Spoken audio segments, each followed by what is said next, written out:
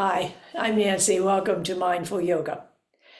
Today I'd like to do just a 15-minute kind of stretching routine. And I'm imagining the body as our bodies often get, where we're just kind of tensed up.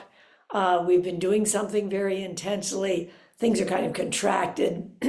It might be after you've been driving for a long time or doing the computer for a long time, chopping vegetables, cooking, gardening, all the many things that fill our lives.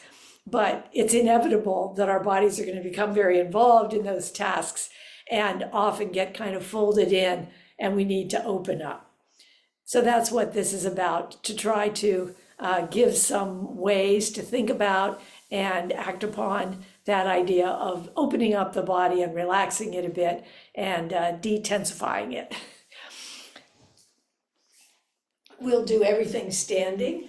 I have a chair here because I think there's often chairs around.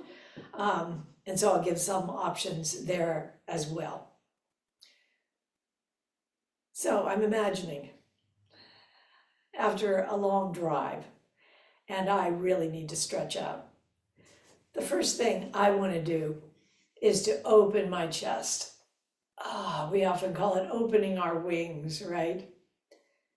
And just holding there for a moment, shoulder blades coming in towards the spine and open across the chest. And you might go back and forth, maybe elbows come together, and then you open up, hold for a moment, feeling that openness through the eyes of the shoulders and across the chest. And once again,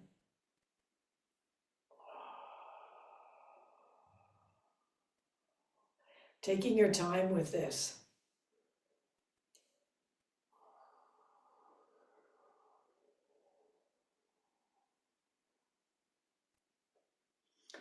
It always feels good to start to open the whole body up a little bit too. So a fountain is good for that.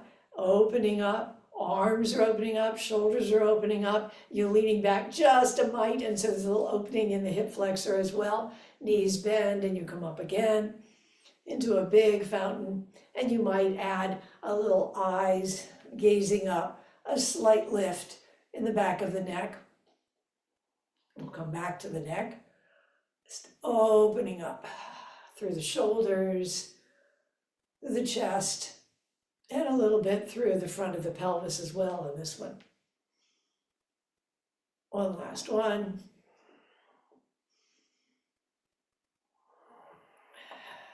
Bring your hands back behind and interlace the fingers. Pull down, and then just 3 or 4 inches pulling up.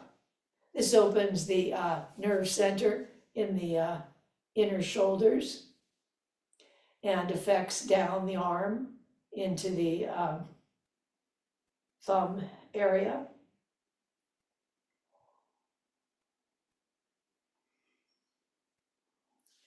And I'm imagining you might have a chair around. It really feels good to stretch through the spine. This is probably, besides opening the front of the body, we really want to stretch through the spine long. So we're opening the front of the spine, and then we want to open the length of the spine. So putting your hands on a chair or a couch or anything that's around and just coming back. Of course, you can always do a downward dog, but you might not be in an area that you can do that. Even just holding the front of your car and backing up a bit and stretching long from the sacrum up through the crown. Feel the shoulder blades come down a bit and the crown can lift up just a little bit more.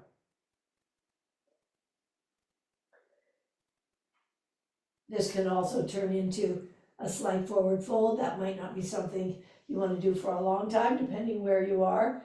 And this half fold also gives you a nice stretch through the spine. Bringing chest to belly and coming up. Neck is very much part of the spine and of what becomes tense as we work. I think it always feels good to bring the chin to the chest and go across. But my anatomy teacher also warns that this is a little bit more of the neck forward, so don't stop here. Don't let this be the only thing you do. Turning from side to side is important. Just bringing some flexibility back to the neck. And then letting the chin just go through one line, one plane as you go back and forth. Opening up the front of the throat. And you can always bring the arms into an A-frame with palms forward. That can feel good.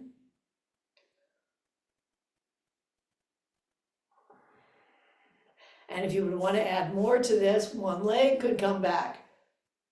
And then you're opening throat, you're opening shoulders, and you're starting to open this hip flexor as well. 3, 2, and 1. And then feet together and the other foot back. And once again, 3, 2, and 1. Then coming back to the neck. I think you all know that I'm a big fan of Chris Holmes' idea of bringing the right ear over to the right shoulder. That in itself is a good thing to do. And you might come to center and over to the left and do that a few times just to loosen the neck up. But to bring the neck back into alignment, bringing the right ear to the right shoulder, turning up slightly through the nose and chin. This starts to open this line from behind the ear down to the mid collarbone. Then the other arm comes out, spread out the fingers, feels good. Here's a nice stretch for you. Fingers get all tense as well. And then bring that around behind the back. Then that pushing down through the foot and lifting up through the body, keeping the ear over there. And so you're opening up the chest as well as opening up the neck, or aligning both the neck might be a better word. Now keep the ear over to the right and let the left arm come down. The right arm comes up and across in the back. So neck is to right and left arm comes up and grabs that other arm around the bicep, or at least goes in that direction. That opens a little different part of the chest, the pectoralis minor. And so once again, enjoying that. And all of these, you might count to 8 or 10 or more if you have time. And then letting that go. Left ear goes over to left shoulder, little chin and nose up. Right arm comes out, wiggling those fingers, really stretch out through the palm and through the fingers, and then bring it back behind. Press down through the foot, lift up through that side of the body. I won't do it so long, you could do it longer. Let that arm come down, keep the head as it is. The left arm now comes up, grabs the bicep on the other side, and pulls down slightly to open up in this shoulder eye.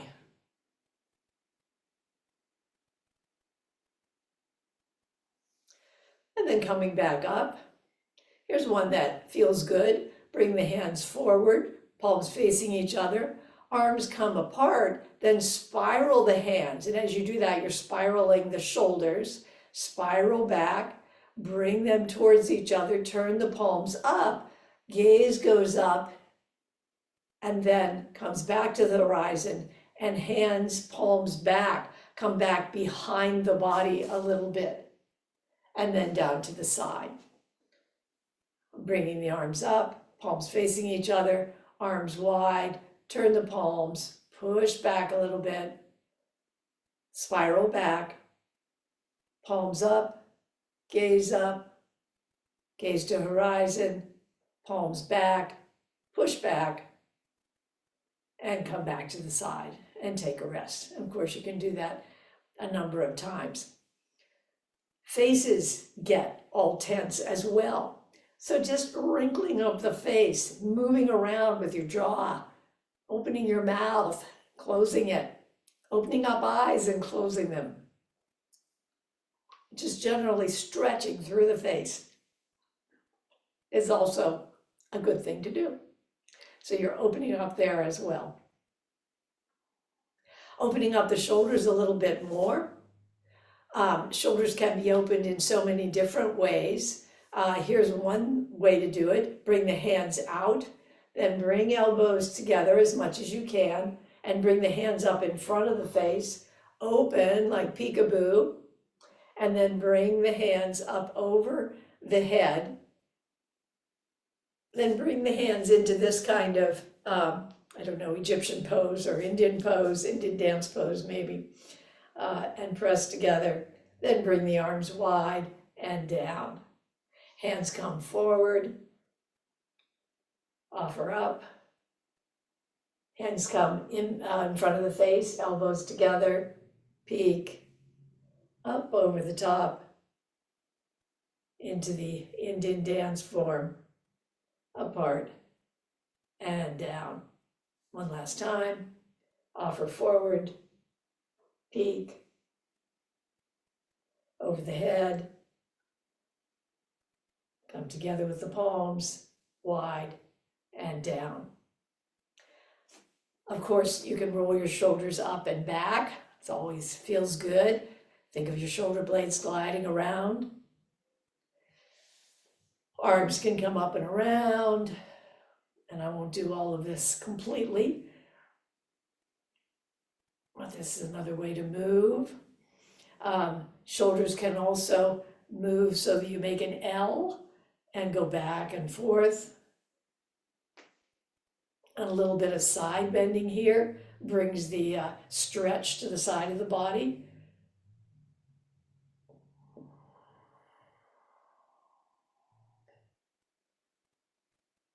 Then coming to the hips, really important to bring some fluidity and flexibility to the hips. Of course, we can circle the hips.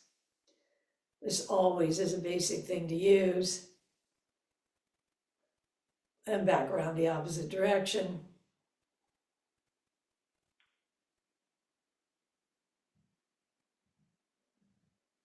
Opening up these hip flexors is very important. Coming into some kind of high lunge, weight in both feet, and really feeling that opening. If you're in a place where you can get down on your knee, you can bring that knee back and then come forward a little bit more with your hands on that foot, front foot, and that opens it a little bit more. And we'll come to high lunge on the other side. Don't forget that as your leg is back, you're using your glute on the back leg. Glutes get lazy too, particularly as we sit. So consciously turning on your glute is a good idea. And again, if you could come down, you might come forward and bring that knee back more.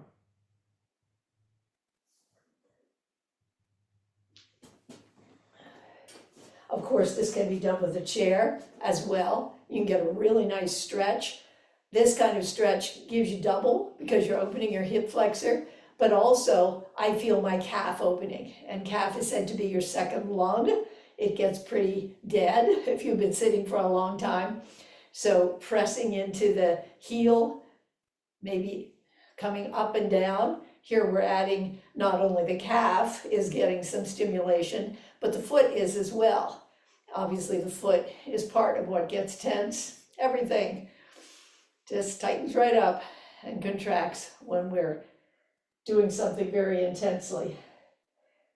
And then trying that on the other side. Pushing back. Here the psoas is getting a little bit of stimulation, supporting this leg. Once again, your glute is in action, your calf, your hip flexor is opening, your calf is getting stimulation, and your foot as well. So this is a good one to do. But remember first to open up through the chest. Because in this one, we have our hands forward. We're getting a lot of stretch in this part of the body, but we also want to make sure that we open up in the upper part of the body. This probably gets contracted more than anything else, that and the hip flexors. So I think that gives an idea, and maybe you feel a little bit better. Namaste.